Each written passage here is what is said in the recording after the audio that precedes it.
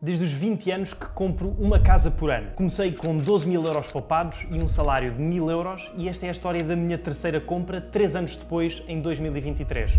Um apartamento no concelho de Sintra por 130 mil euros que adquiri em conjunto com a Joana, a minha namorada. Precisámos de 30.500 euros, cerca de 15 mil euros cada, e para além de todos os custos e números envolvidos, vou contar-vos exatamente como o fizemos e quais os objetivos e expectativas de rentabilização que tínhamos na altura. Para quem é novo por aqui, o meu nome é João Zoio, comecei a trabalhar aos 16 anos a vender pacotes de telecomunicações porta a porta, aos 18 tornei-me agente imobiliário e desde os 20 que invisto em imobiliário em part-time, usando uma metodologia que, para quem tiver interesse, partilho em detalhe no programa de investimento imobiliário em part-time, cujo link está na descrição. Em 2021, com 20 anos, comprei um T3 em Sintra que vendi em 2022 com 14 mil euros de lucro. Em 2022, comprei um T2 em Lisboa que vendi em 2024 com 27 mil euros de lucro. E em 2023, com 22 anos, comprei este T1 no Cacém, o investimento sobre o qual vamos falar hoje. Para além disso, já comprei a casa de 2024 e a de 2025, que naturalmente irei partilhar por aqui em breve. Como sempre, quem me segue no Instagram,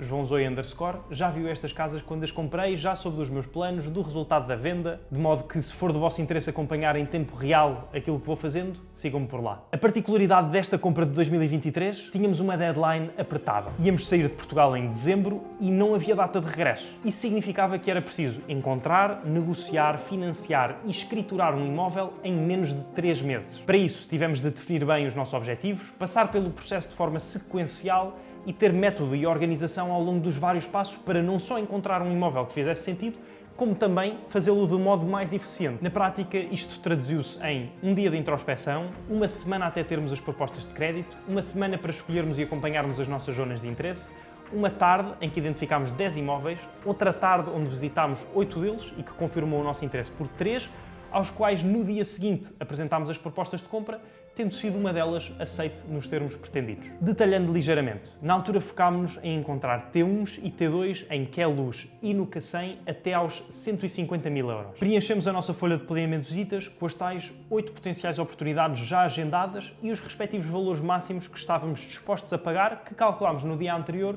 com o nosso comparador de oportunidades de investimento. Começámos a ver as casas às 2h30 da tarde do dia 21 de setembro e acabámos ligeiramente antes das 8 da noite. Uma autêntica maratona. Muito importante para não nos esquecermos de nada no meio desta correria e mantermos presente o que se viu e as conclusões tiradas, foi e é levar uma ficha de visita para cada uma das oportunidades. E para manter o ritmo e apresentar no dia seguinte as propostas, fizemos-lo recorrendo à folha de preparação de propostas que também desenvolvemos. Da minha experiência, é esta abordagem metódica e com intensidade num curto espaço de tempo que faz a diferença entre esperar pela oportunidade perfeita que tarda em aparecer ou nunca aparece e a criação de oportunidades que podem até nem ser as melhores do mundo, mas existem. E funcionou. O imóvel que comprámos foi um T1 no 9º andar de um edifício na avenida principal do Cacém, com 60 metros quadrados de área bruta privativa, mais 20 metros quadrados de um terraço incrível num estado habitável e com uma vista fenomenal. Já agora, todos estes materiais que mencionei e o próprio passo a passo que eu utilizo para gerar um rendimento complementar com a menor alocação de tempo possível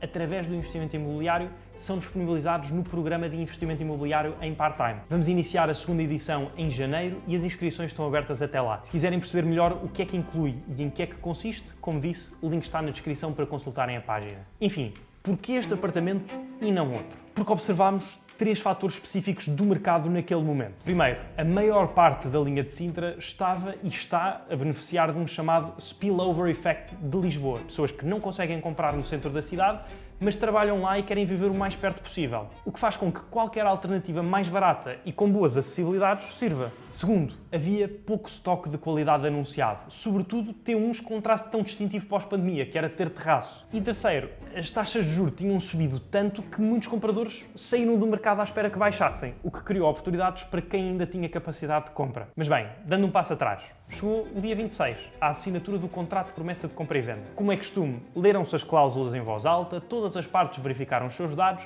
assinaram-se as folhas do contrato, transferimos metade do sinal, 13 mil euros, demos um aperto de mãos e agora era aguardar pela escritura. Só que minutos antes de nos despedirmos, o promitente vendedor percebeu que o IBAN indicado no contrato afinal não era o dele. Transferimos 13 mil euros para a conta errada. Felizmente, quem recebeu o dinheiro foi ao Instagram, procurou o meu nome que estava na transferência e enviou-me mensagem no próprio dia para devolver. Uma situação caricata que se resolveu rapidamente, mas foi uma excelente lição sobre a importância de verificar todos os dados antes de fazer transferências, ainda que a culpa não seja nossa. Quanto ao negócio em si, vejamos os números. No momento desta compra, nós ainda tínhamos um crédito de habitação de cerca de 250 mil euros do investimento de 2022 no centro de Lisboa. E por causa disto, havia 3 condicionantes.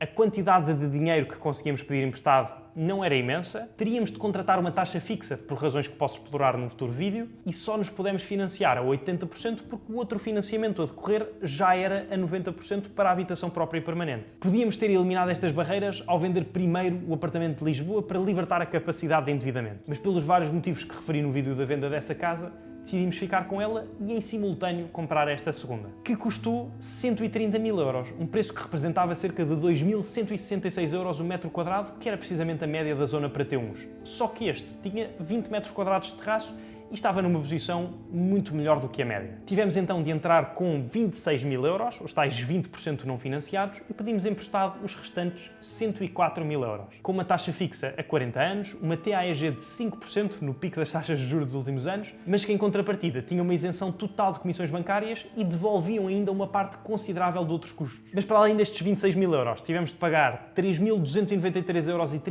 euros de impostos, 26 euros ao banco, 1.005,06 euros em emolumentos ou honorários e registros e 15 euros em documentação. Como parte da campanha que acabei de mencionar, ainda nos devolveram 1.046,20 euros. Portanto, de custos iniciais foram 3.293,22 euros. Ou seja, um montante necessário até à escritura de 30.339,42 euros. Não fica por aí. Todos os meses, enquanto tivemos a casa, teve de se pagar uma prestação, a rondar os 460 euros, mais 40 euros de seguros e 20 euros de outros custos recorrentes. Na prática, um desembolso mensal de aproximadamente 523,34 euros.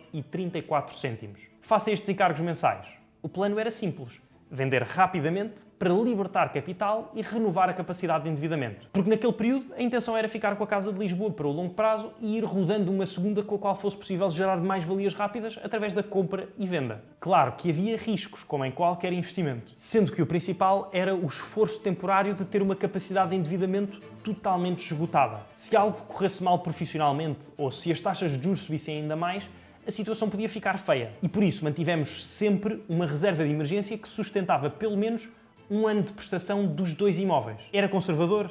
Sim, mas é o que a título pessoal me permitia dormir bem à noite. Esta análise do perfil de risco de cada pessoa é, aliás, uma das componentes centrais do programa de investimento imobiliário em part-time que trabalhamos logo no módulo 2, a introspeção.